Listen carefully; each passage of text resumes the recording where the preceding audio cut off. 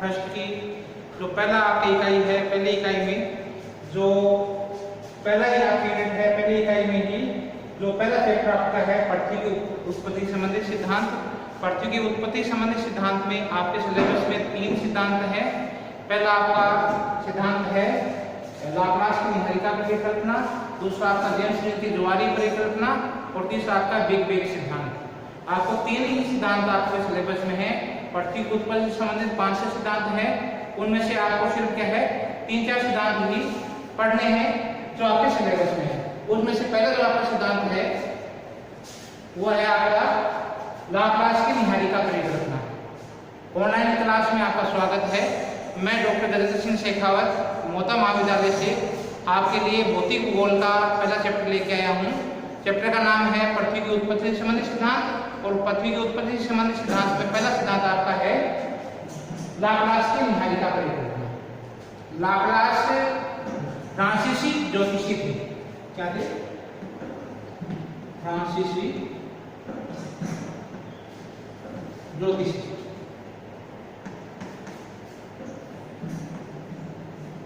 इन्होंने अपनी एक बुक लिखी, किताब का नाम था astrologer of the world system, विश्व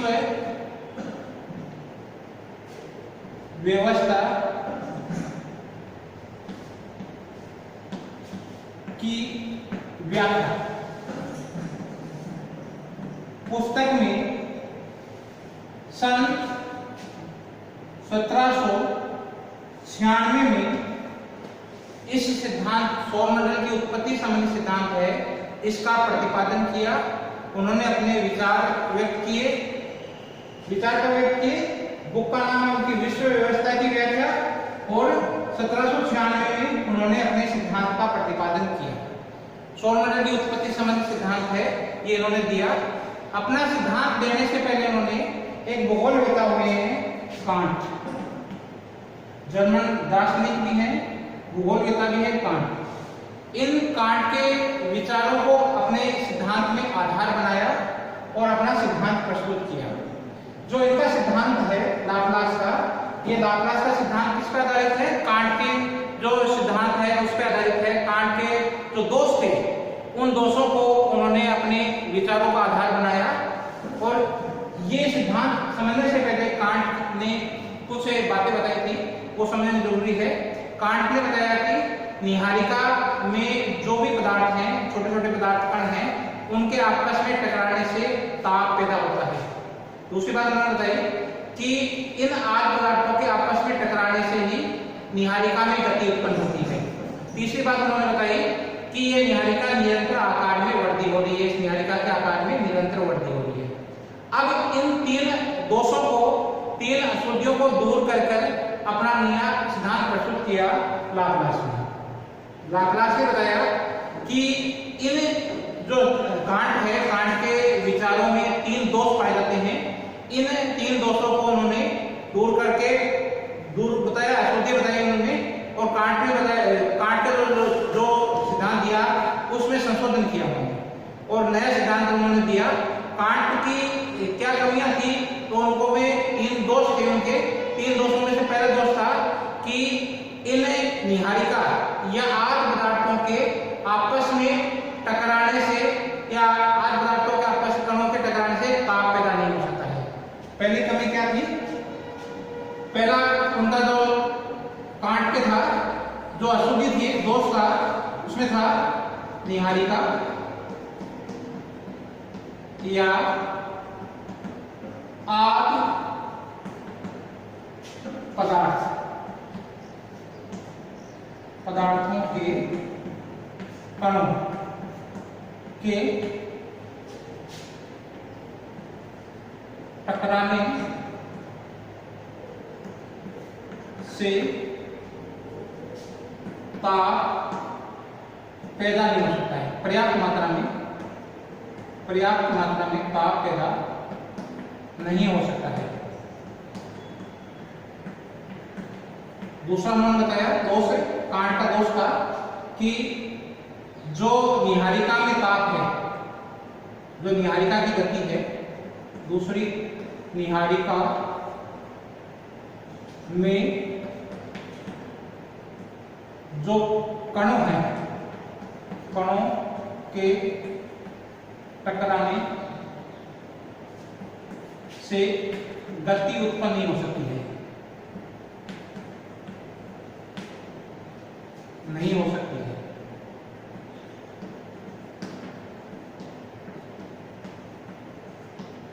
तीसरी बात उन्होंने बताई कि इस निहारिका के आकार में निरंतर संकुचन हो रहा है,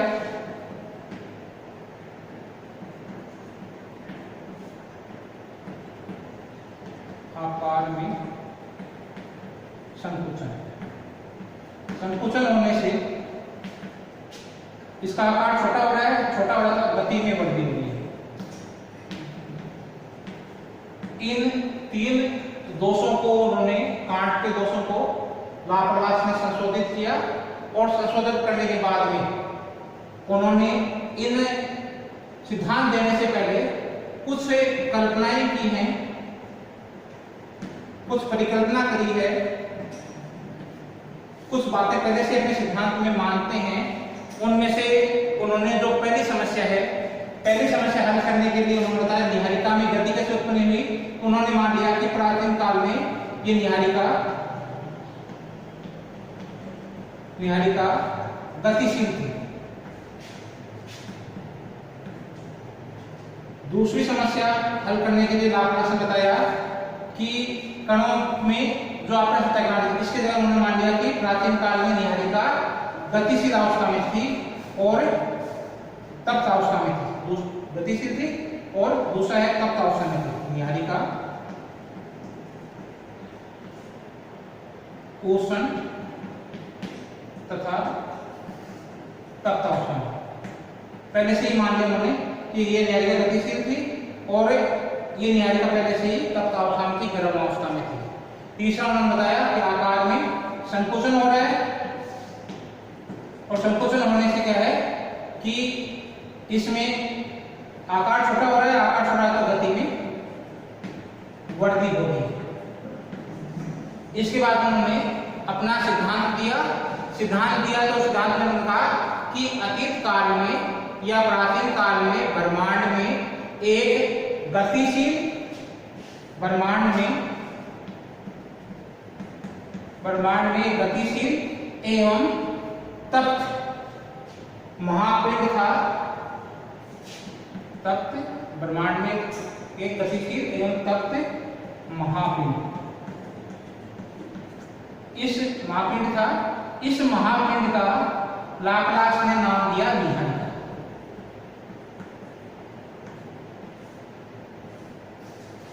इसका नाम क्या है? निहारिका।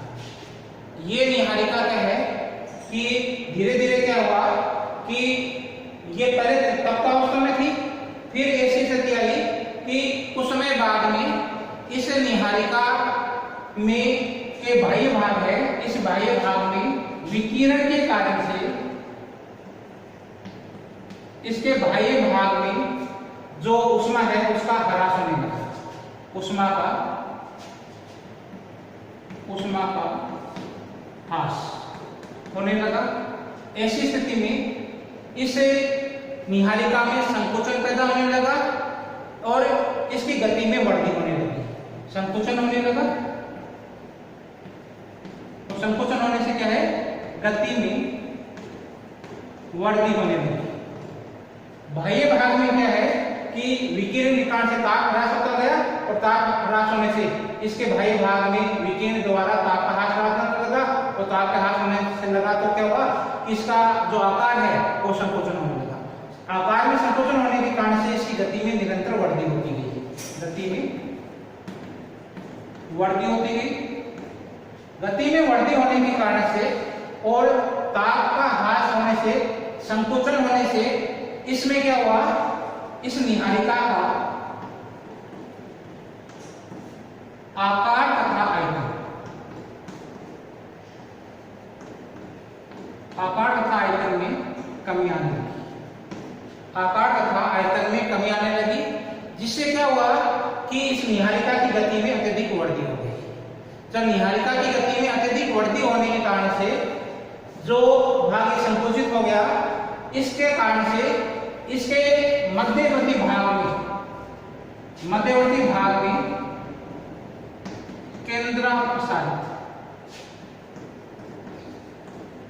केंद्रापसारित बल के कारण से, इस बल के कारण से जब इसका आकार और आयतन में कमी आ गई तो इसकी गति अत्यधिक बढ़ती होगी। गति अत्यधिक बढ़ती होने के कारण से इसका जो मध्यवर्ती भाग है, इस मध्यवर्ती भाग में उभार उत्पन्न होने लगा। उभार उत्पन्न होने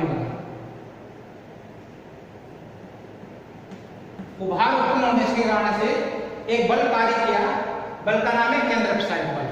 इस बल के कारण से इसका मध्यवर्ती भाग है ये भारहीन हो गया, जबकि क्या है कि और इसमें उभार उत्पन्न हो गया। अब क्या हुआ कि बाह्य भाग तो विकिरण के कारण से ठंडा हो गया, बाह्य भाग ठंडा, जबकि इसके नीचे का भाग है वो अभी भी तप्त अवस्था में था।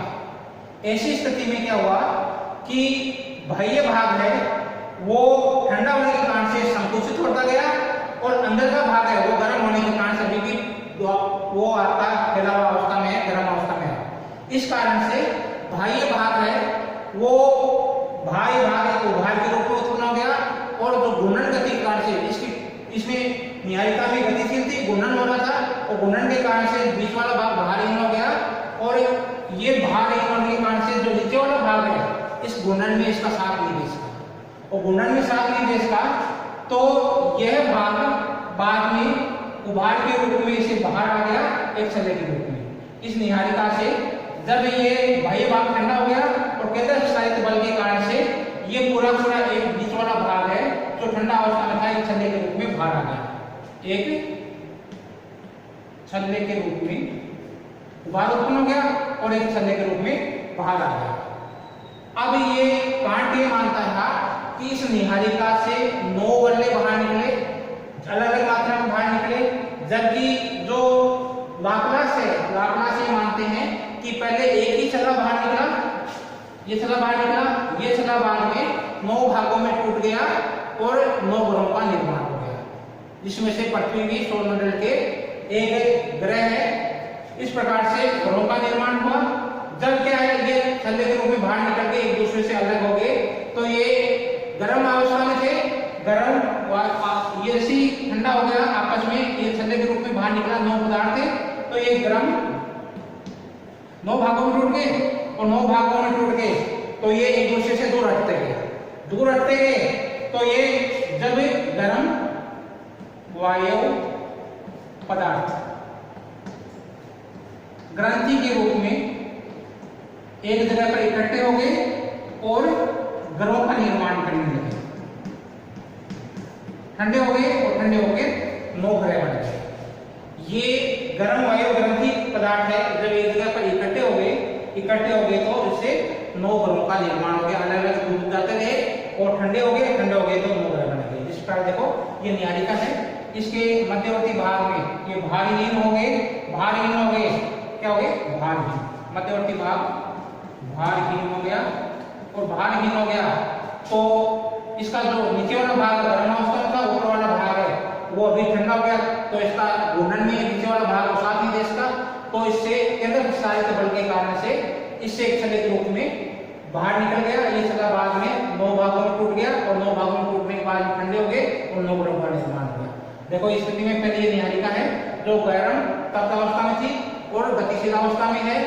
इसमें जो निरंतर बाह्य भाग में संकुचन हो गया और संकुचन होने के कारण से विकिरण के कारण से उष्मा का ह्रास होने के कारण से ये भाग संकुचित हो गया और संकुचित होने के कारण से इसमें से जो गति है इसकी पहले वाली गति से अधिक गति बढ़ गई तो उसके मध्यवर्ती भाग है वो भार के रूप में भारहीन हो गया और केंद्रापसारित बल के कारण से ये एक जो पदार्थ थे जो ऊपर से तो ठंडे थे, बाह्य भाग ठंडा था, जबकि नीचे वाला भाग क्या गर्म अवस्था में था।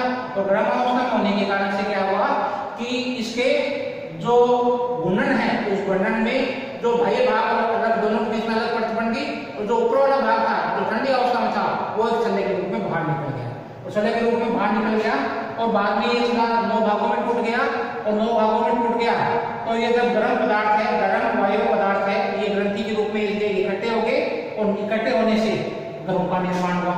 इसी प्रकार से ग्रहों से उपग्रहों का निर्माण हुआ। यही सेम प्रोसेस है, ग्रहों से उपग्रहों का निर्माण हुआ। जो ग्रह हैं उसमें भी उभार उत्पन्न हुआ, मध्यवर्ती भाग है उसमें केंद्र विसारित बल के कारण से छल्ले के रूप में बाहर निकल गए और उन ग्रहों के चारों ओर परिक्रमा करने लगे और इनसे ग्रहों से उपग्रहों का निर्माण हुआ। इसी प्रकार से जब ये निहारिका बन गई और निहारिका से गोले बाहर निकल गए और ये एक दूसरे के इस ग्रह के बारे में चक्कर लगाने लगे, तो ये जो बीच का भाग है, ये अवशिष्ट भाग आपका सूर्य का है। इस प्रकार से ये बीच में सूर्य है, बच गया और इसके चारों ओर चक्कर लगाने लगे, ये ग्रह बन गए और ग्रहों के चारों ओर जो चक्कर लगाने लगे वो उपग्रहों का निर्माण हुआ। इस प्रकार से सौरमंडल का निर्माण हुआ। मध्यवर्ती भाग है उसमें उभार उत्पन्न हुआ और वलयों का अलग अलग भागों में डूब जाते गए और ठंडे होते गए और 9 ग्रह बन गए। इस प्रकार से उन्होंने लाप्लास ने अपनी निहारिका परिकल्पना दी। निहारिका परिकल्पना में उन्होंने निहारिका की कल्पना की जो कि क्या थी, निहारिका पे शॉर्ट प्रश्न आ सकता है। तो निहारिका क्या थी, ब्रह्मांड में एक गर्म तप अवस्था में जो शुरू से उन्होंने अपनी परिकल्पना मान ली था कि ये जो कणों के आपस में टकराने से उत्पन्न हुआ, इस समस्या का हल करने के लिए उन्होंने शुरू से मान लिया कि ब्रह्मांड में एक गतिशील तत्व महापिंड था जो कि क्या है कि पहले से ही गतिशील था। दूसरी समस्या उन्होंने मान ली कि कणों के टकराने से गति उत्पन्न हुई, तो लाप्लास ने पहले से अपनी परिकल्पना कर ली कि ब्रह्मांड में पहले से ही ये गतिशील अवस्था में थी। तीसरे उन्होंने माना है कि जैसे संकुचित अवस्था में संकुचित हुआ और संकुचित हुआ तो उसमें क्या हुआ कि इसमें जो संकुचन के कारण से इसकी गति में वृद्धि हो गई। इस प्रकार से उन्होंने अपना ये सिद्धांत दिया। सिद्धांत देने के बाद में इस सिद्धांत की आलोचना की गई। आलोचना में पहली आलोचना है कि पहली आलोचना है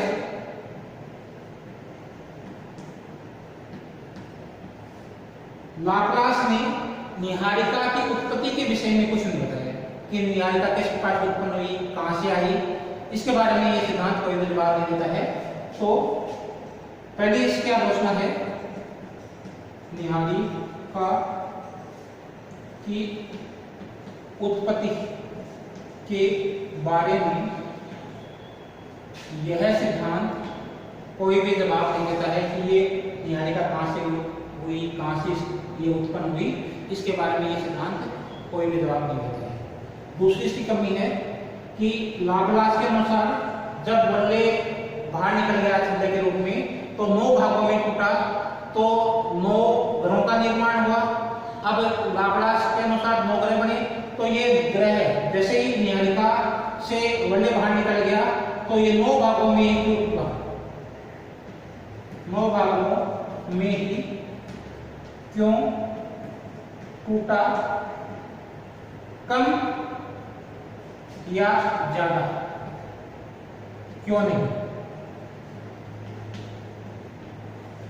इसका ये जवाब दे पाता है लाप्लास का सिद्धांत कि इससे जो 9 ग्रह बने, ये 9 ग्रह कम बने, कम या ज्यादा क्यों नहीं, 8, 7, 5 क्यों नहीं बने या 10, 12 क्यों नहीं बने, 9 ही क्यों बने, इस सिद्धांत का ये जवाब नहीं दे पाता है। तीसरा इस सिद्धांत की आलोचना है कि जब इन्होंने ये सिद्धांत दिया था तब ऐसे ग्रहों का पता था जो उसके चारों ओर जो ग्रह हैं उसके चारों ओर परिक्रमण करते थे, परिक्रमण के ग्रह के चारों ओर परिक्रमा करते थे। लेकिन बाद में सन 1797 में कुछ ऐसे ग्रहों के उपग्रहों की खोज की गई या ऐसे जानकारी मिली जो उसके परिभ्रमण का जो है परिवहन दिशा के परिक्रमण करते थे। जैसे एक तो अपने ग्रह है वो तो अपने अक्ष पर परिभ्रमण और इसके चारों जो परिक्रमण कर रहे थे ग्रह, तो इससे पहले जब जानकारी थी 97 में इस जानकारी मिली कि कुछ ऐसे ग्रह के उपग्रह हैं वो भी इसके परिभ्रमण पहले से देखा कि इसके परिभ्रमण की दिशा में ही परिक्रमण करती है, परिभ्रमण दिशा में ही परिक्रमण करते हैं। लेकिन बाद में 1797 में ऐसे कई उपग्रह की खोज की गई जो ये बताते हैं कि ये उपग्रह इसके परिभ्रमण दिशा में न करके इससे समकोण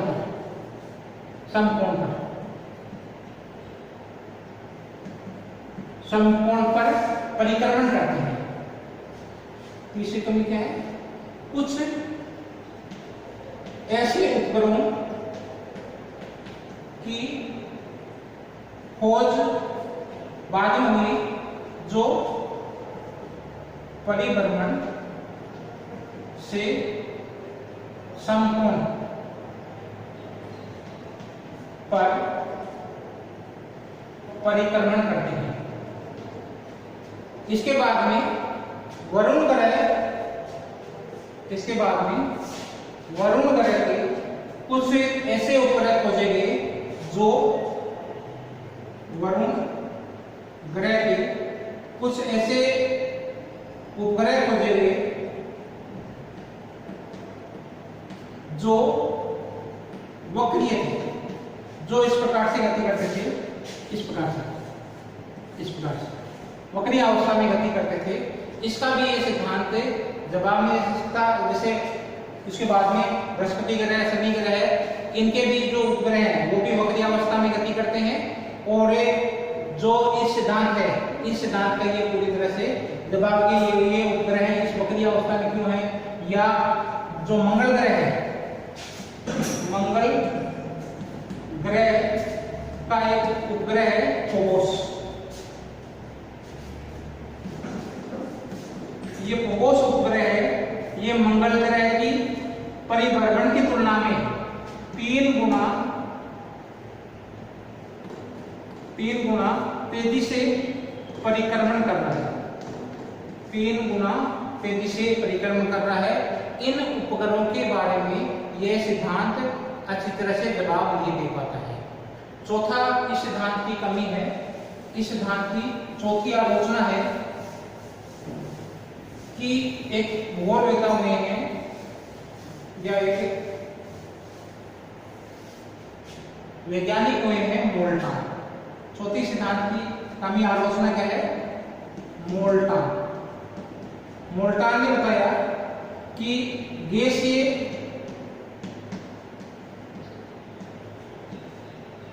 गतिक सिद्धांत के अनुसार जैसे ही ये उपग्रह बन गए, ये वल्ले बाहर निकले, उनको ठंडे हो जाना चाहिए था, वल्यों को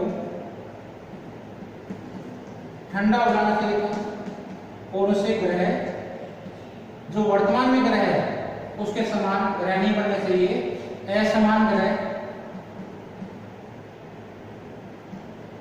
असमान ग्रह तथा छोटे आकार में, ग्रहों का आकार छोटा होना चाहिए और असमान ग्रह बनना चाहिए।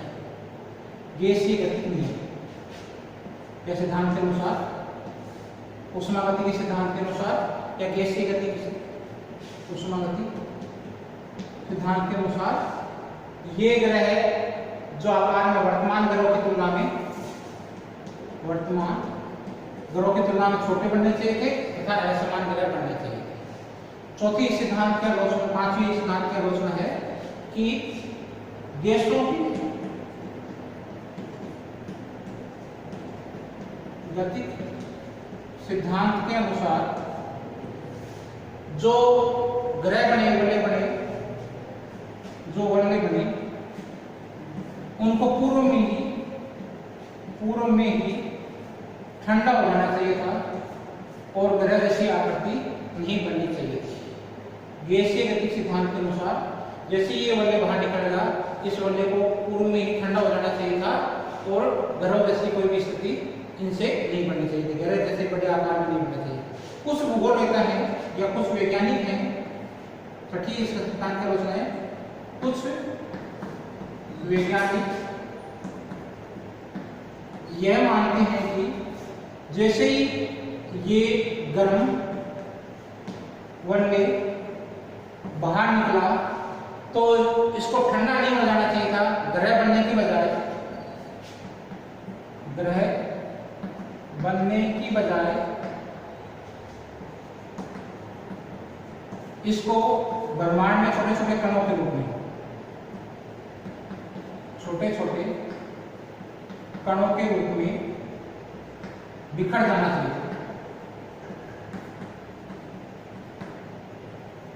चाहिए। तो ग्रह जैसे आकृति नहीं बननी चाहिए। कुछ भूगोलवेत्ता है या कुछ वैज्ञानिक ये मानते हैं कि इसे गर्म पदार्थ जैसे ये ग्रह बाहर निकले, ये ग्रह बनने की बजाय क्या होना चाहिए, छोटे छोटे कणों के रूप में ब्रह्मांड में बिखर जाना चाहिए। जबकि सातवें सिद्धांत की आलोचना है कि ये अवशिष्ट भाग है, इससे सूर्य बना। अब सूर्य में भी क्या है, मध्यवर्ती भाग है, सूर्य के मध्यवर्ती भाग में उभार उत्पन्न होना चाहिए और वर्तमान में भी ग्रह बनने चाहिए, जबकि वर्तमान में ग्रह नहीं बनते हैं। क्या सूर्य के मध्यवर्ती भाग है उसमें उभार उत्पन्न नहीं होते हैं। आठवीं सिद्धांत की कमी है, कुछ वैज्ञानिक ये मानते हैं, कुछ भूगोलवेत्ता ये मानते हैं, कि वो सीधे ही क्या है, पृथ्वी को ठोस अवस्था में मानते हैं। ठोस अवस्था में वो पृथ्वी को क्या है, उष्मा गर्म अवस्था में या आपकी तरल अवस्था में, किस अवस्था में नहीं मानते हैं, वो सीधे क्या है, ठोस अवस्था में मानते हैं। कुछ वैज्ञानिक हैं वो पहले से इसे पृथ्वी को अब क्या है, ठोस अवस्था में मानते हैं। वो गैसीय अवस्था में या तरल अवस्था में नहीं मानते हैं, सीधा सीधा ठोस अवस्था में मानते हैं। इस प्रकार से आपका ये पहला सिद्धांत आपको समझ में आ गया होगा।